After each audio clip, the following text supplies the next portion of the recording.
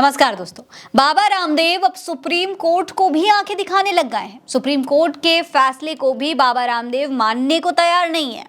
दोस्तों, supreme court ने एक दिन पहले ही पतंजलि आयुर्वेद को यह निर्देश दिया था कि वो इस बात का सबूत पेश करे कि अप्रैल में उत्तराखंड राज्य लाइसेंस विभाग ने जिन प्रतिबंधित 14 उत्पादनों की बिक्री और विज्ञापन बंद कराने का आदेश दिया था, क्या उनकी बिक्री बंद हो गई है, उन पर रोक लग गई है या फिर नहीं।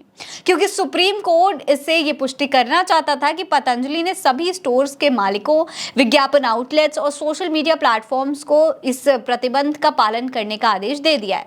लेकिन अब दोस्तों खुलासा हो रहा है कि पतंजलि के मालिक यानी कि बिजनेसमैन बाबा रामदेव ने कोर्ट में भी खुलेआम झूठ बोला था, क्योंकि जिन दवाओं पर रोक लगाई गई थी, बाबा की कंपनी अभी भी उन्हें खुलेआम बेच रही है। आपको बता दें कि जिन 14 पतंजलि प्रोडक्ट्स के लाइसेंस रद्द किए गए हैं, उसमें श्रंसरी गोल्ड, श्रंसरी बटी, ब्रोकोम, BP grit, Madhu grit, Madhunashini Vati, extra power, Livamrit advance, Livogrit, Eyegrit gold, ये तमाम प्रोडक्ट शामिल थे। लेकिन ये सभी अभी भी मार्केट में बेचे जा रहे हैं।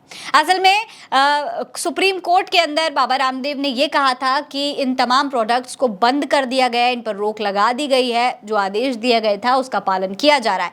लेकिन जब हिंदुस्तान टाइम्स ने एक रिपोर्ट की, एक पूरा सर्वे किया, तो इस बात का खुलासा हुआ कि ऐसा कुछ भी हो ही नहीं रहा है जमीन पर। अपनी रिपोर्ट में 4 प्रमुख शहरों नई दिल्ली, लखनऊ, पटना और देहरादून में पतंजलि के स्टोर का हिंदुस्तान की टीम ने दौरा किया था।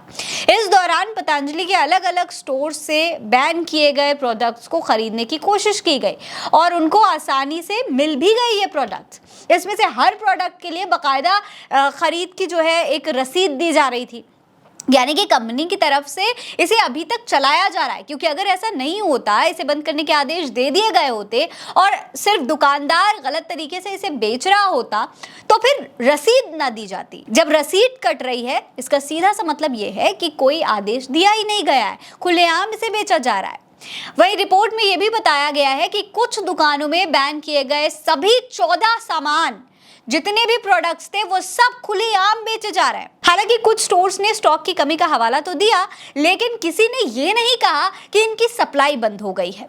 कोर्ट में सुनवाई के दौरान क्या आदेश दिए गए थे, अब जरा उस पर भी आप गौर करिए। देखिए, कोर्ट में सुनवाई में कहा गया कि पतंजलि आयुर्वेद लिमिटेड हलफनामे में बताए कि क्या 14 आयुर्वेदिक दवाओं को वापस ले लिया गया है।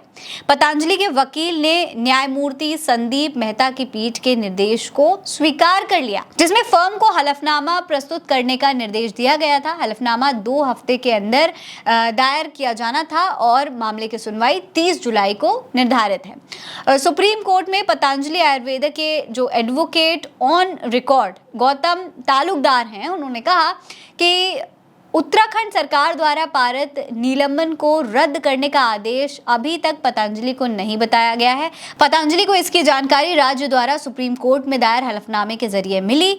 जब तक कोई आधिकारिक आदेश प्राप्त नहीं होगा, पतंजलि 15 अगस्त को उत्तराखंड राज्य लाइसेंस प्राधिकरण द्वारा 14 उत्पादनों पर लगाए गए निलंबन का पालन करने के लिए बाध्य है। दोस्तों, इसके बाद जब हिंदुस्तान की टीम ने पूरा सर्वे किया, तो इसमें नई दिल्ली के कुछ दुकानदार लाइसेंस रद्द होने की जानकारी से अनजान थे।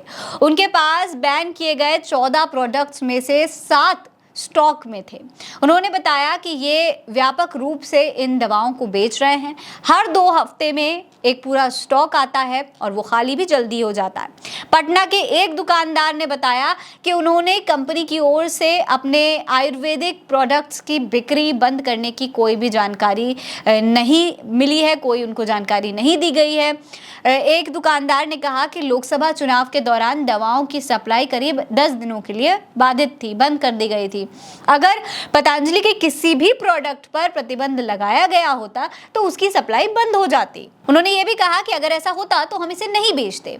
हालांकि दोस्तों, हिंदुस्तान टाइम्स की टीम ने 14 में से 13 प्रोडक्ट्स को खरीदा है और ये पूरे जो 13 प्रोडक्ट्स हैं वो 3,215 रुपए में खरीदे गए हैं। यही हाल बाकी के शहरों में भी है। लगभग सभी शहरों में धड़ल्ले से बैन किए गई दवाओं को बेचा जा रहा है।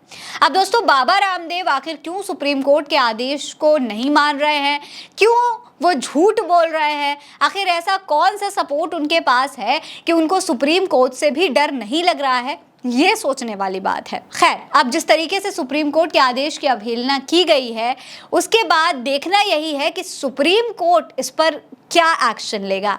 फिलहाल इस खबर में इतना ही। ये खबर आप उल्टा चश्मा यूसी पर देख रहे हैं। नमस्कार।